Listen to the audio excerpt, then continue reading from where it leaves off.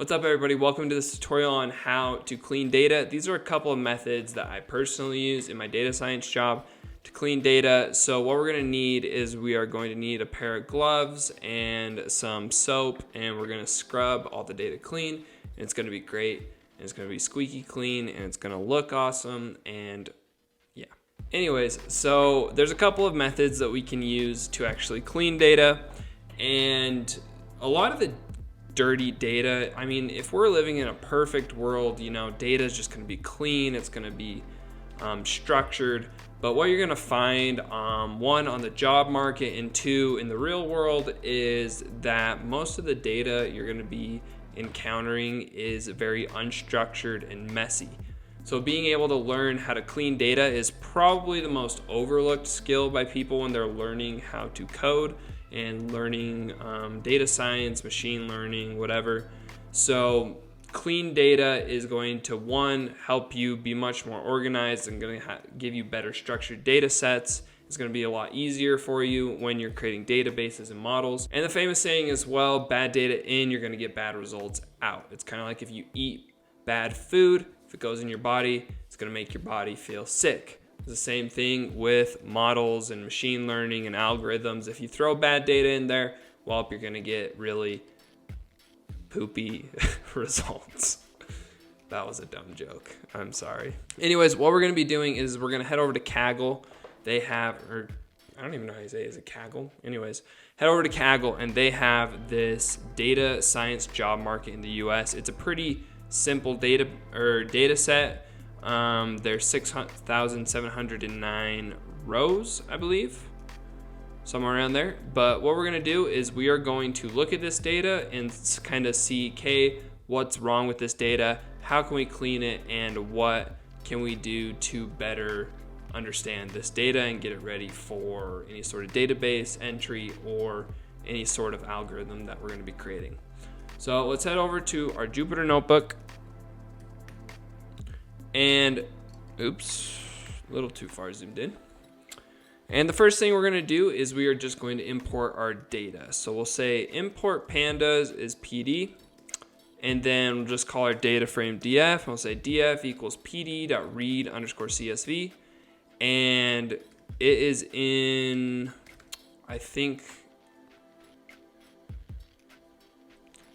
so it's in this path right here. It's cleaning all data.csv, and it'll just import, then it'll import the data. So my first step and the thing that you should probably do when cleaning data is kind of do a little bit of exploratory data analysis. And this is a little bit different than just regular exploratory data analysis. This is, we're trying to locate the bad data and kind of what we want to do. So the steps for cleaning data start with this exploratory data analysis, finding the bad data.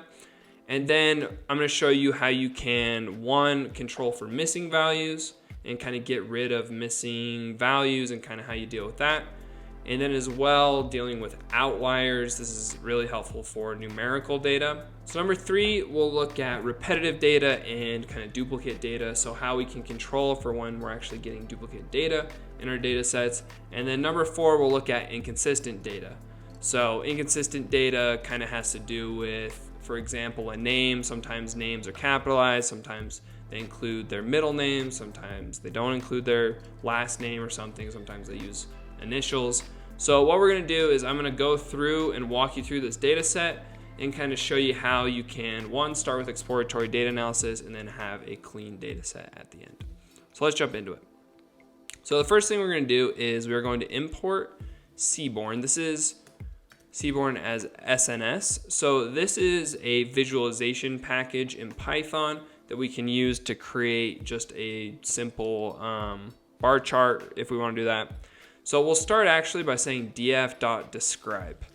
So what df.describe does is it gives us kind of some base stats on all of our numerical columns that we have. So we have reviews is going to be our only numerical column. As you can see, there's 5,326 rows, so that's what the count is. The mean, so the mean reviews is 3,179. Standard deviation, min, max, and it gives you kind of the quartile ranges, 25th percentile, 50th percentile, 75th percentile. And then as well, a thing that I like to do is just say df.head, so we can get a quick look at just kind of the first 5 rows. So right now, I'll zoom out a little bit. Right now, we can see that the 5 rows we have are position, company, description, reviews, and location. So there's already a couple things that I can see just by doing this. Number one, the position. It looks like sometimes they just have the actual position. And then on this one, it looks like they have some sort of description within the position. Company, I mean, we can't really see too much right here. I'm going to guarantee that there's inconsistencies in the company. Description, looks like sometimes there's these random words like department and description. Reviews, we can already see that there are missing values in reviews. Then location, it looks like some have the zip code while some do not. So we'll type in df.tail just to see if we can see anything on the last 5 rows. So yeah, it looks like it's kind of just the same issues. Positions kind of seem to be a little bit different. Zip code, reviews, nothing really looking bad there, but so that's kind of a quick overview of how we do that. And then as well, I like to look at the data types of the columns. So if we say df.dtypes, this shows you all the columns and then as well what their data type is for that column. So object usually just refers to a string. Reviews is a float 64. So that's kind of our exploratory data analysis section right there. We just want to kind of get familiar with the data. This is a big kind of important step, and getting familiar with your data, getting familiar with your raw data before it's been processed makes it a lot easier to understand, okay, here's what it is, here's what I actually want it to end up looking like. So first, let's talk about missing data and what we do with missing data. So the first thing we can do is we can just drop the row from the data frame, from the data set. Number 2 is we can drop an entire column if we want to. If you remove an entire column, that's a little bit risky. You need to be 100% sure that that column is actually not of any sort of value. And then the third thing we can do is we can actually replace the missing data with just an arbitrary number or string or whatever. So the first thing we'll do is we'll actually find out where our missing data is. This is kind of part of the exploratory data analysis. So we'll use Seaborn for this. So we'll say calls equals df.columns. So this is just creating a list of all of our columns, and then we'll say sns.heatmap df calls, and then we'll say .is null. So the .is null with the parentheses is going to show us everywhere where there are actually null values. So if we click it, and as we can see, we only have null values in reviews. There's a couple of steps that we can take to actually, like I mentioned, we can drop the data, or as well, we can drop the reviews column if we wanted to. We're not going to do that because reviews is probably important to whatever goal we're trying to solve. And then as well, we can fill reviews with just a number or something. So what we'll do is we'll just create a separate data frame, and we'll say dropped underscore rows equals df.drop na. So what this is doing is this is just dropping every single row that has a null value. So we can actually check to make sure that these rows were dropped. So if we say print dropped underscore rows, and then we say reviews dot is null dot sum, like that, we now can see that we have 0 rows that are null. So what we can do as well is we can actually tell the same drop NA, we can tell it to only look in a certain column. So what this is going to do is with the original .drop NA, it's going to look in every single column, and wherever there's a null value, it's just going to drop it. On this data set, it doesn't matter as much, but say we had a bunch in position and company and description, it would end up dropping all of those rows, and you could end up with a very small data set if you don't tell it which column to look in.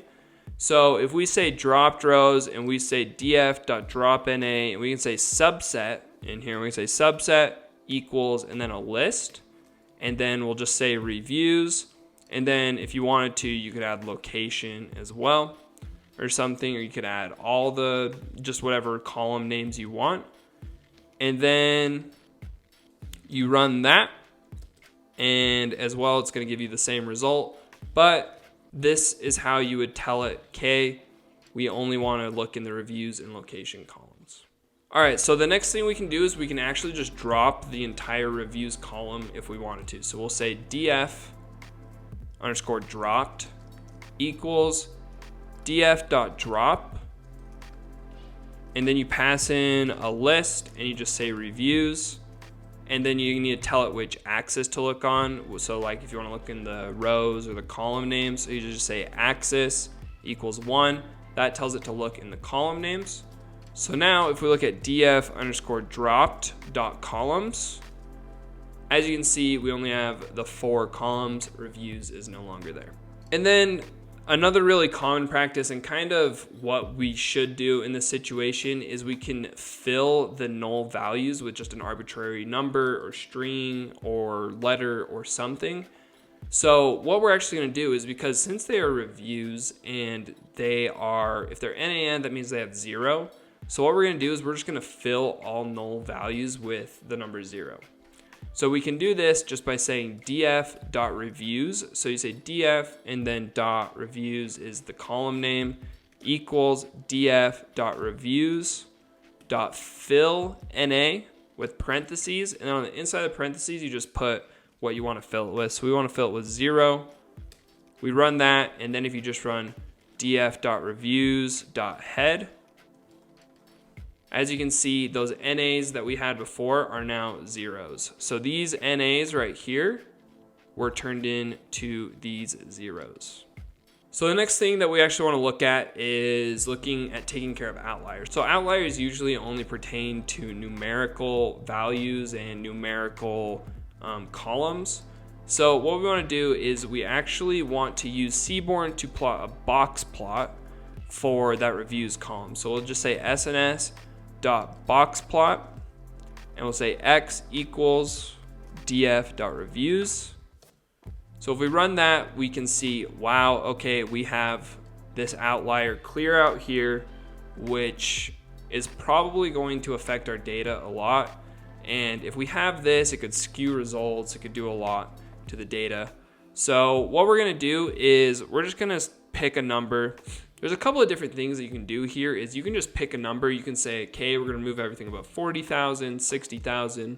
We'll use 60,000. You can also use z-scores. So if you're familiar with what a z-score is and kind of eliminating data based on outliers and standard deviations, you can do that too. What we're gonna do is we're actually just going to remove any reviews above 60,000. So we'll say df equals df, and then we'll say df inside these brackets, again, brackets, oops. Some more brackets with the column name. So we want to say reviews is less than 60,000. So it looks like 0 isn't going to be an outlier. There's a lot there. Anything above 60,000, I mean, I'm really playing it safe here when removing outliers, because you don't want to remove too much at the same time.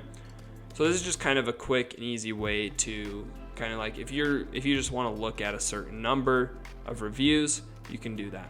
So now we'll just look at the statistics of the reviews column. So if we say df.describe, and as you can see, the count went up because we filled the NAs. So when we counted before, it doesn't count NAs. So since we filled it with 0, we now have 6,959 rows, and the max is only 38,844, where before it was 148,000. So we've definitely eliminated the max and kind of helped make this and kind of standardize, normalize this data set. So the next thing to be weary about and kind of know is actually repetitive data. So this is duplicate data that's in the data set. And a lot of times in the real world, like I mentioned, you're not going to have clean data sets. You might have duplicate entries, which can affect results. It can make one result more popular than the other. So a lot of times what you're going to do is you're actually just going to drop the duplicates. So this is going to say if any of the rows are exactly the same, then we'll just drop that duplicate. So this is used, it won't drop anything where, for example, if a review if there were 2 companies with 5 reviews, it wouldn't drop those 2 companies because more likely than not, they'll have like different company titles or different job descriptions. But if they were the exact same across both the rows, then yes, it would drop them. So the easiest way to do this is just say df equals df.drop underscore duplicates with parentheses. And then we can say df.describe again to see if anything changed. And as you can see here, we actually lost 10 rows. So we had 10 duplicates in the data set. The 50th percentile went up a little bit. Max stayed the same. Min stayed the same. Standard deviation is up a little bit. So that's how you would drop repetitive data and any sort of duplicate data. So the fourth step and kind of the final step that I usually do in cleaning data and kind of the fourth process here is taking care of inconsistent data. So as you can see in our data set, we have a lot of inconsistent data. In the location, for example, the zip codes are there when we really don't need them for this, especially where we can't get zip codes for these ones unless we went and manually entered them. So this happens a lot. There could be capitalization errors. There could be any sort of bad error that was either entered manually or the way we captured the data, the syntax of the code from one script to the other is a little bit different, so it tagged things differently. So what we're going to be doing is we're going to be using, usually this is going to happen with strings as well. So we're going to go through and I'm going to show you how you can take care of this inconsistent data on the location column. And what we're going to be doing is just eliminating this zip code and kind of making it more uniform. So I usually take 4 steps when cleaning data like this. First, I'll lowercase all the data. Second, if we need to split the strings or the data, we'll do that. We'll split them up and only get the parts that are relevant. Third, we will replace the data with, we'll get rid of basically any sort of colons or apostrophes, commas that are unnecessary. And then as well, we'll strip all the white space off of the data so that it's all has the same spacing and everything. So it's a lot easier to aggregate and it's the same throughout all the records. So what we'll do is we'll say df.location equals df.location.str. We use str to tell that it's a string operation on the column. And then we'll say .lower with parentheses. And it gives us this warning. We don't really need to worry about it. But if we click this again and we run the location.head, we can see that everything is lowercase now. So the next thing that I would normally do, and this is kind of a personal preference, is to split on the string. So I would probably go through this and I'd say, okay, the easiest way to do this would write some code that would split on the last space and just get rid of any of the ones that had numbers in them. Unfortunately, that's a little bit more complicated for this right here. So what we're gonna do actually is just replace any numbers in the strings with just nothing, essentially. So the easiest way to do this is we just say df.location equals df.location.str. We're using the string operation again. And then we say .replace. And to do this, we're actually going to use something called regex. It's regular expressions. This is kind of used in natural language processing. It's built into Python, so it's pretty nifty. But we just enter in parentheses and then we say /d+. So the /d means all digits, so 0 through 9, and then plus is more than one. So it's going to go look for all patterns of numbers and is going to use that as what it's going to replace. And then we put a comma, and then we need to tell it what we want it to replace it with. So if we just pass in an empty string, it will then replace all numbers with empty strings. Little confusing. Regex is definitely something that's really cool, and the string.replace is something that I use at work. I use it literally every single day when replacing and kind of cleaning up unnecessary parts of data. So run that, and then here we go. If we do this dot location again, boom, no more numbers. Last thing is we're just going to strip the data. So we say df.location equals df.location.string.strip. This gets rid of all of the white space. We run that, and now we have uniform data, and it's looking a lot cleaner than before. So this is how I would go about cleaning data. This is something that is definitely necessary to learn as any sort of person who wants to become a data scientist or a data analyst or data engineer. It's definitely something that I overlooked when I started coding, and I really wish I had picked up on this kind of stuff before I started my job, before I started really diving deep into coding. It's a great thing to learn as a beginner and somebody new to coding, because these techniques and these skills will help you in your career and all throughout your coding path. So some more stuff that we could do, I won't do into it just to not make this a super long video, is cleaning up